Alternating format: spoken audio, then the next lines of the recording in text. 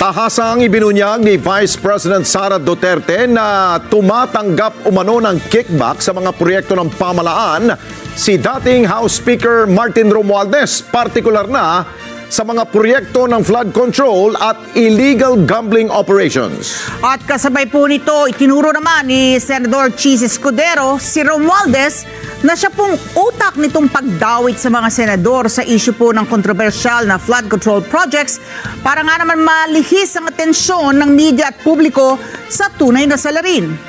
Kaya naman may panawagan sa Escudero na para matumbok kung sinong utak dito sa kontrobersyang ito, kaya papayo niya sa publiko na huwag mapanlinlang dito sa mga usapin na ito mula sa kay Romualdez. Kunin natin ang live report ni Mian Corvera. Mian? Alex, nagdeklara na nga ng gera si Senator Francis Escudero laban kay dating House Speaker Martin Romualdez na ani ay may pakana ng pagdawit sa mga senador sa mga umano'y anomalya at pagkuha ng kickback mula sa mga flood control projects. Isang tao lamang, Ginoong Pangulo, ang nasa likod ng script at sarswelang ito. Siya ang dahilan ng kaguluhan, pagkakaaway-away, pagkakawatak-watak na ngayon yumayanig sa ating bayan, maprotektahan lamang ang sarili niya.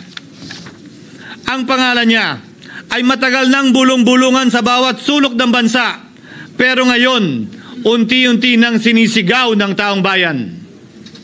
Martin Romualdez. Nagsalita na at direktang pinangalanan ni Senator Francis Escudero si dating House Speaker Martin Romualdez na umani na sa likod ng sarswela para pangalanan at ipitin ang mga senador at iba pang personalidad na umani nakakatanggap ng kickback mula sa mga flood control projects. Ayon kay Escudero, ang mga senador ang iniipit para ilihis ang atensyon ng media at ng publiko sa mga tunay na may kasalanan. Banggit sila ng banggit.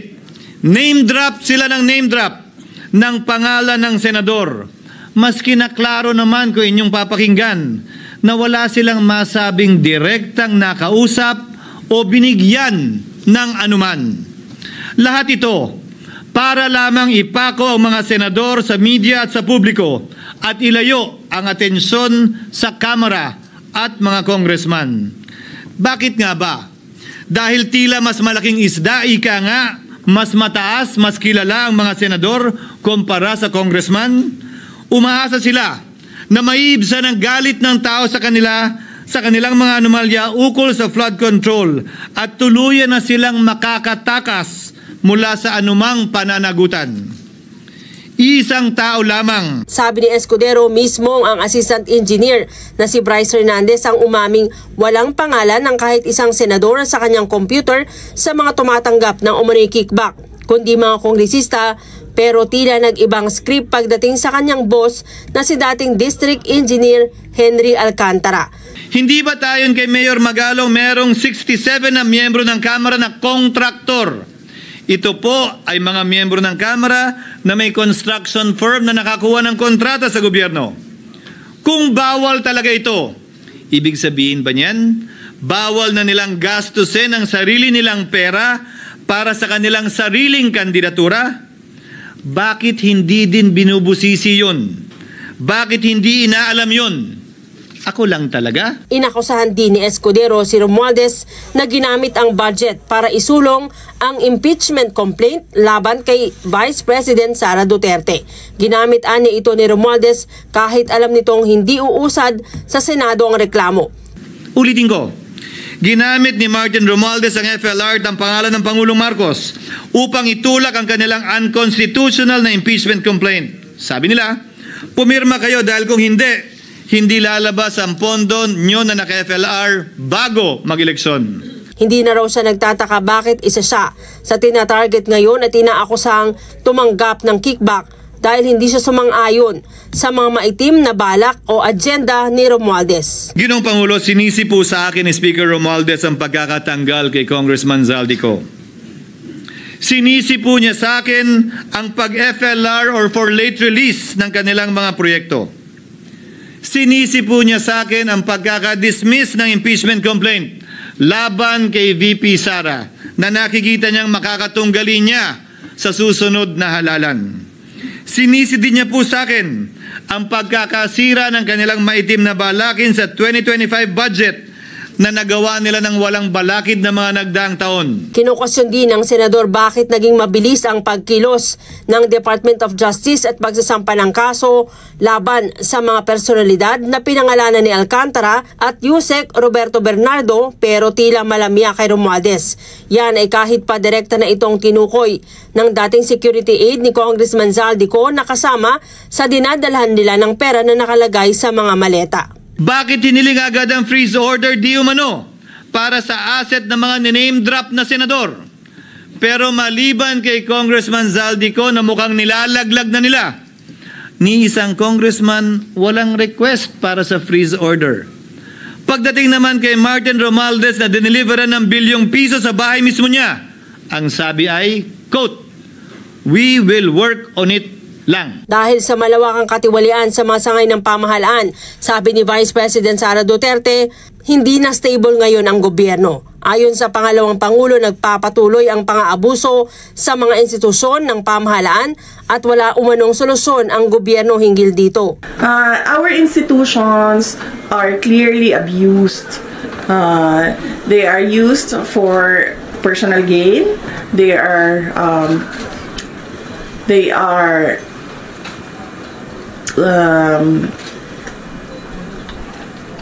used for personal gain, and we have already seen the testimony of witnesses about corruption, and there is practically nothing happening in our country.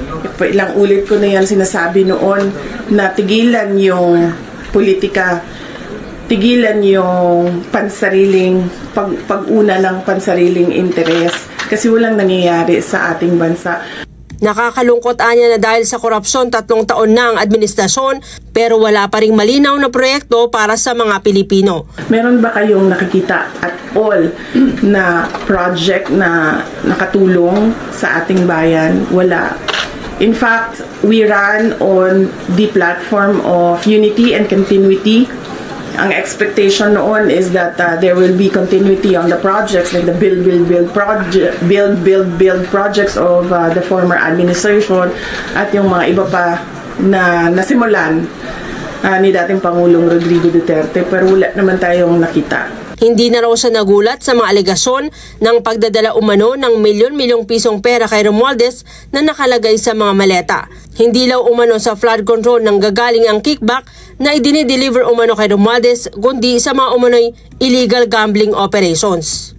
Hindi siya odd for Martin Romualdez because he was already involved in heavy luggages doon sa Okada case. Hindi lang sa flood control, ma'am, pati sa sa illegal gambling. Tumatanggap sila. So, si Martin Romualdez. So, hindi lang siya sa flood control. Baka kasi yung tao na nagtrabaho ng basura, flood control yung pera na tinatransport nila. Pero marami pang iba pang mga sources ng corruption na dinideliver.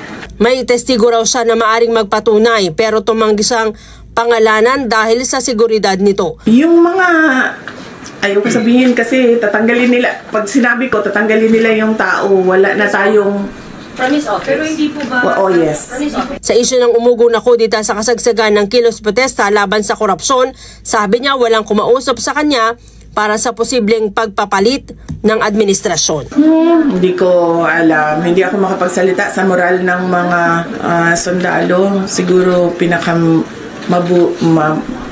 mabuti ba ang word na magsalita patungkol sa moral is sila na mismo ang magsabi.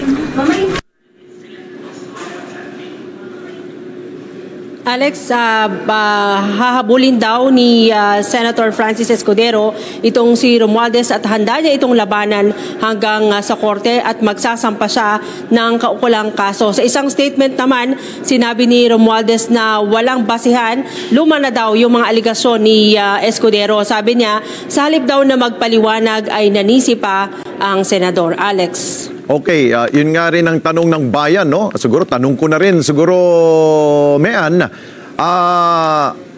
batid natin na nung Senate President pa si Escudero ay madalas niyang kasama itong si dating Speaker Romualdez sa Malacanang at sa ilang pang mga okasyon. Pero ang tanong ng bayan, bakit ngayon lang siya nag-iingay, no? Di tulad sa mga Duterte, matagal na nilang binubunyag ito tungkol sa mga ginagawa umano nitong si Romualdez.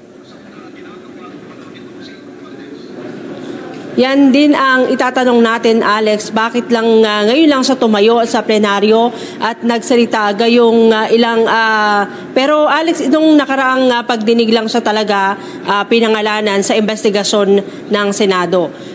Marahil ay kumonsulta pa itong si Escudero sa kanyang mga abogado. Okay. Anong plano bukas? Meron bang itutuloy ba ang Senate Blue Ribbon Committee hearing? Wala pang nakatakdang susunod na pagdinig ang Senate Blue Ribbon Committee dahil sa ngayon, Alex, abala ang mga senador sa pagtalakay sa panukalang budget ng pamahalaan dahil sa susunod na linggo maaring i-rekomenda na para sa plenary deliberations itong panukalang budget. Ang pagtiyak kanina ni Senate President ni Senate President Vicente Soto, magiging transparent ang lahat ng proseso ng budget, lalo na yung mga budget insertions. Okay, maraming salamat sa iyo, Mean Corvera. Mata natin, jump po sa Senado.